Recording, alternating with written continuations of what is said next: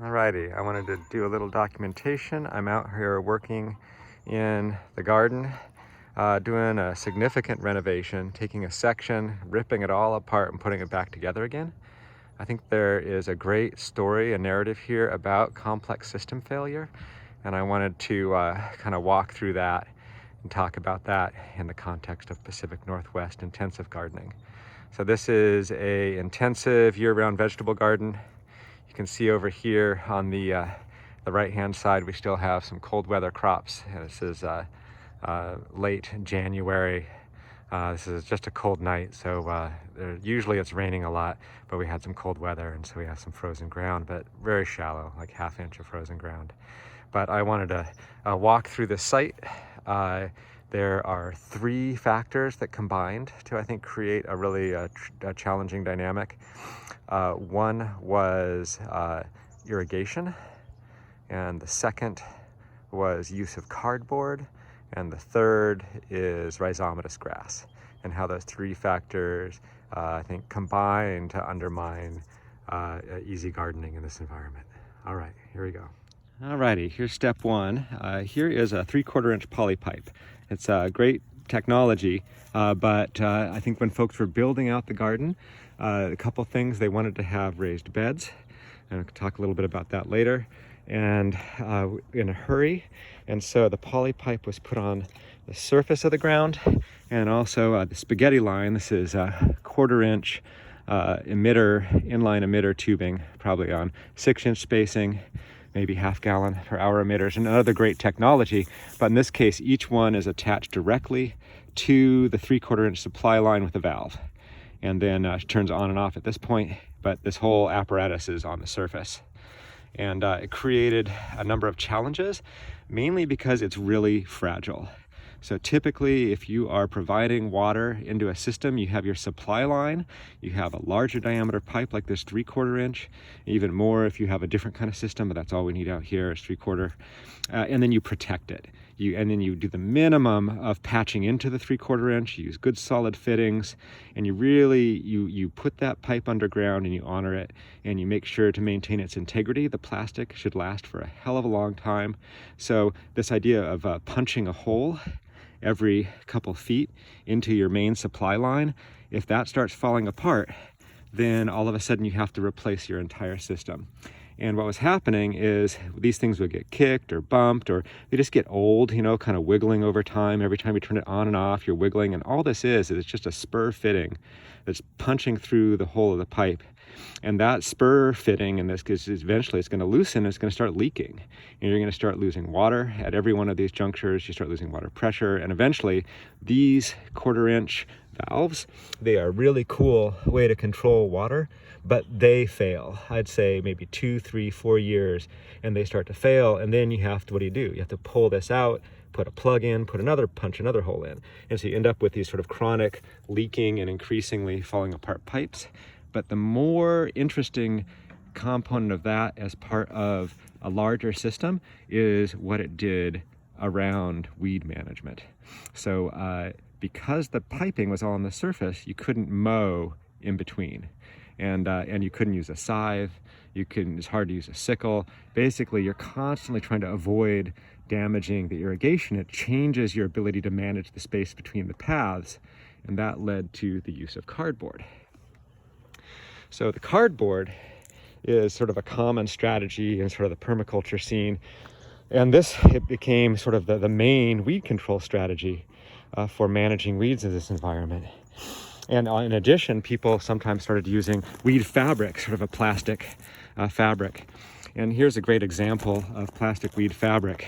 And what happened is eventually it failed, and you have a rhizomatous grass here that's going in and out. It's basically saturating this weed fabric. And then underneath it is this huge rhizomatous network that was able to establish, and there was no way to deal with that. So basically you had every garden bed was surrounded by fragile irrigation that you had to kind of try and protect. And you were creating this ocean of rhizomatous grasses surrounding and penetrating the fabric edge, and no way of managing the grass, because you couldn't use any either a scythe or a sickle or machinery or push mower or anything. So because of all the irrigation. So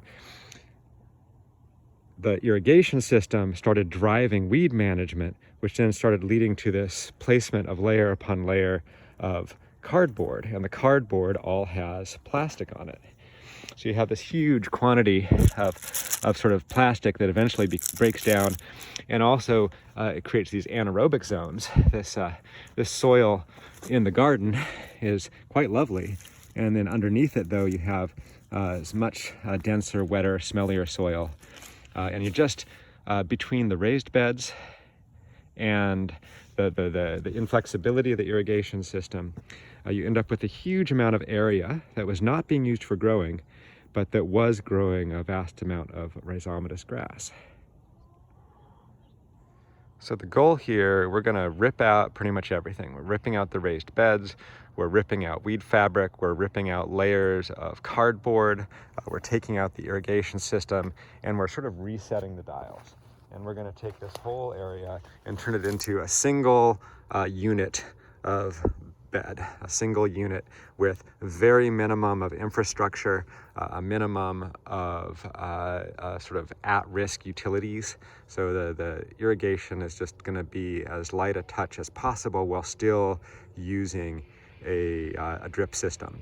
And then the supply lines are all going to be underground and in positions that are marked, and then the access paths, the wider paths, are all going to be mowed. So we're able to maintain a mowed perimeter around a large production unit with a minimum of irrigation infrastructure that's well protected and easy to see, pick up, put down without compromising the supply line.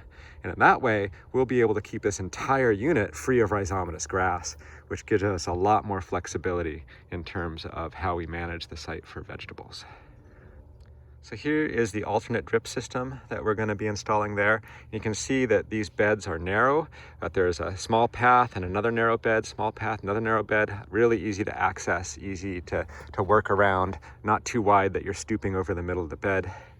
We have this set of risers here and there and there on stakes, and so they're easy to identify. There's only a single point where this riser goes into the ground and goes underground to a supply line that's protected.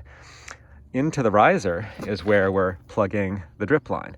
So this riser, we could replace the whole riser if we wanted to, or if this starts leaking, we just clip it off there and stick it down here. And if it starts leaking, we clip it off here and stick it down there. We might get, 3 or 4 or 5 different puncture points before we even have to replace the riser, and then we're dealing with a system that still has integrity. So this unit is a single set of 1/4-inch pipe. It runs to the valve is located here, so when this valve fails, we just cut it out and put in a new valve. So there's no impact to the integrity of the system when one piece of it fails. And then also we have this supply line runs to 3 drip tubes. The tubes run down the whole bed. You can stretch them out real straight. That's good enough for a fairly dense planting, so you can have seedlings on the drip line and not worry about not getting enough water. So it just creates a really simple system.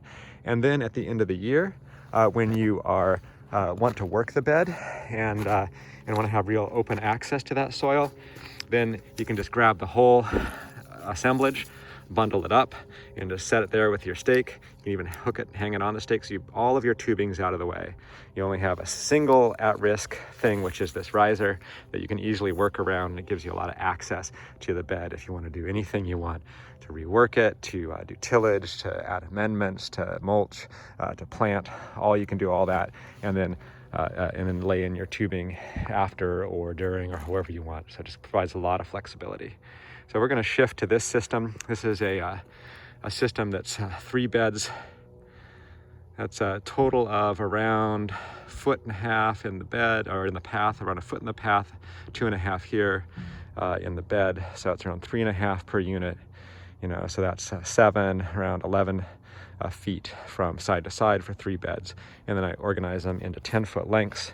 So this is fairly intensive, small. We're having lots of different crops. So we take a 10-foot bed in and out of production. And then also all of our other accoutrements, including things like row covers and greenhouses and everything, come in 10-foot units. And that way we can manage the whole site using standardized equipment. Hey there, I'm just in the middle of finishing up the removal of infrastructure. I found a bunch of fabric and cardboard along the edge of the raspberries. I think what's interesting to me is what I'm realizing. I pull up a layer of cardboard. This isn't even down to the layer of fabric. This is on top of the layer of fabric. And under the cardboard is all kinds of worms. You think, oh wow, worms.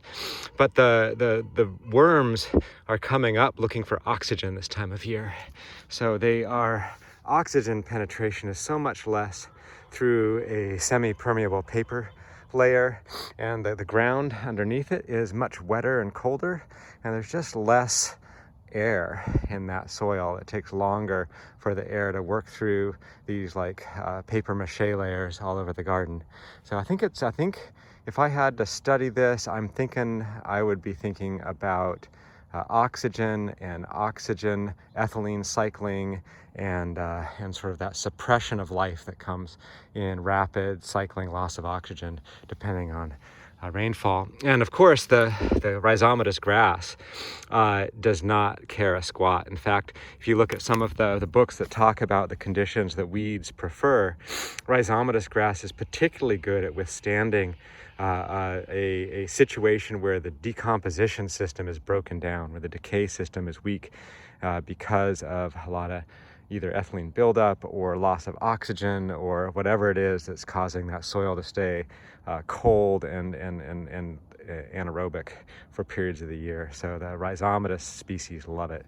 And so I think even here on top, like in between the cardboard and then the mulch, and then they're making advantage of that. And then even under the fabric, there's thick mats of rhizomes. So you have a system that doesn't have many natural processes, and it's become totally dominated by the one thing that the gardeners are most frustrated by.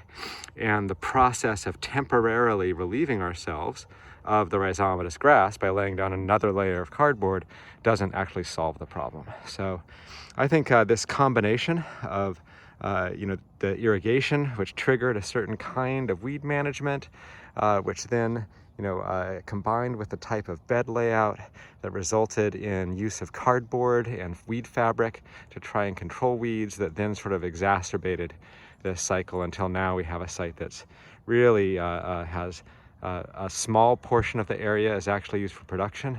A large area is chronically deprived of oxygen and dominated by rhizomatous grasses that continuously reinvade the remaining areas that are for plant production.